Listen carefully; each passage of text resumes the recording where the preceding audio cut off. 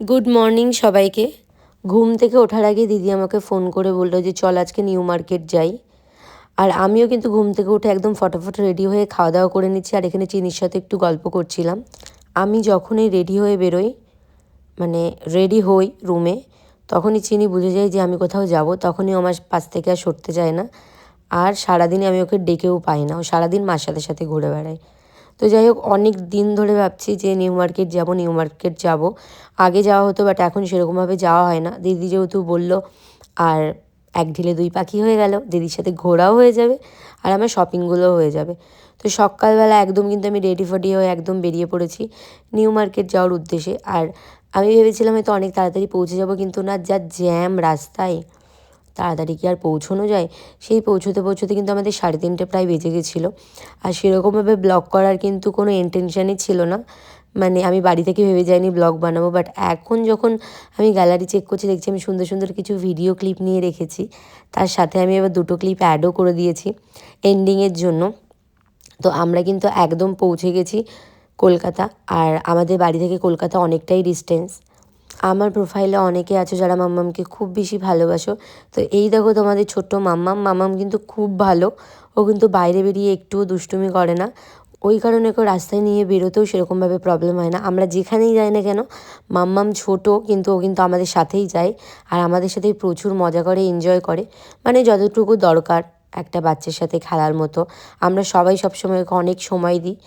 আর ও যখন আমার সাথে থাকে, আমার তো মনে হয় অন্য কিছুর থেকে বেশি ইন্টেনশন আমার ওর ওখানেই চলে যায়, কারণ ও অনেকটাই ছোট এখন। আর ছোটো বাচ্চাদের আমি ভীষণ ভালোবাসি। দেখো হাসিটা, দেখো মনে হচ্ছে একদম গোল্লা, রসগোল্লা একটা। তো যাই হোক, আমরা কিন্তু অনেক গল্প করতে করতে পৌঁছে যাই নিউ মার্কেট। আর এই যে তোমরা এই জায়গাটা দেখলেই বুঝতে পারবে। আর আমি তখন থেকে কি জানো তো, কাজ উঠিয়ে ভিডিও বানাচ্ছিলাম। আমার মাথায় টানে যে কাজটা নামিয়ে যদি আমি ভিডিওটা বানাই, তাহলে ভিডিওটা আরও বেশি সুন্দর আসবে। তো যাই হোক, যখনই আমার মাথায় আসলো, আমি কিন্তু কাজটা সুন্দরভাবে নামিয়ে তোমাদের একটা সুন্দর ভিডিও করে দেখালাম। আর আমি ভেবেছিলাম যে আমাদের এখানে তুলনায় কলকাতায় হয়তো একটু গরম থাকবে, কিন্তু একদমই না, একদম সেম সেম, ভালোই ঠান্ডা আছে কলকাতাতে। আগে যখন কলকাতায় থাকতাম তখন সেরকম একটা ঠান্ডা থাকতো না, তোর জন্য ভেবেছিলাম হয়তো এখনও আর ঠান্ডা নেই, বাট এইবার গিয়ে দেখলাম প্রচণ্ড ঠান্ডা পড়েছে কলকাতাতে। আর এই দেখো, গল্প করতে করতে আমরা কিন্তু পৌঁছে গেছি নিউ মার্কেটে। আর মাম্মাম দেখো কি সুন্দর হেঁটে হেঁটে আমাদের সাথে হাঁটছে। আমি দিদিকে এটাই বলছিলাম যে ও কি হাঁটতে পারবে, বলছে দেখ না পারে নাকি। বেশ সুন্দরভাবে হাঁটছিল। আর আমি কিন্তু চারিদিক দেখছিলাম আর ভাবছিলাম যে কখন থেকে আমি কেনা স্টার্ট করব। যাই হোক, আমাদের কিন্তু অনেক কিছু কেনাকাটা হয়ে গেছে, সেগুলোর ভিডিও আমি নিতে পারিনি। লাস্টে গিয়েছিলাম আমরা সিরাম মার্কেটে। আর নিউ মার্কেট বা স্প্ল্যানেড আসতে হলে আমাদের কিন্তু আসতেই হবে অবশ্যই সিরাম মার্কেটে। আমি তো ভাবতেই পারিনি যে এত সুন্দর সুন্দর কালেকশন আছে এই সিরাম মার্কেটে, সত্যি অসাধারণ। মানে গেলে তো কিছু না কিছু নিতে মন চাইবেই। আর মেয়েরা তো জানোই, যতই থাকুক না কেন, দেখলে তো নিতেই হবে, সেরকমই। আজকে কিন্তু প্রচুর বাজার করেছি, প্রচুর শপিং করেছি। শপিং করে কিন্তু একদম হাঁপিয়ে গেছি, হাত দুটো ব্যথা হয়ে গেছিলো জিনিসপত্র নিয়ে যেতে যেতে। তারপর কিন্তু আমরা চলে আসি গাড়িতে। বেশ অনেকটা দূরে গাড়িটা পার্কিং করা ছিল, ওর জন্য কিন্তু অনেকটা হেঁটে যেতে হয়েছিল। তো এরপর মামামের ডান্সটা একটু দেখে নাও, তারপর আবার বলছি সুন্দর করে।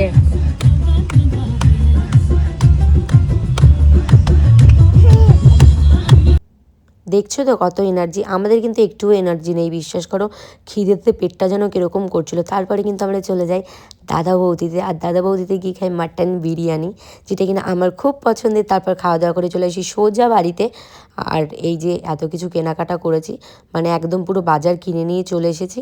তো নেক্সট ভিডিওতে তোমাদের দেখাবো আমি কী কী কিনেছি। আর খুব সুন্দর একটা জ্যাকেট কিনেছি, যেটা কিনে তোমাদের সাথে শেয়ার করব।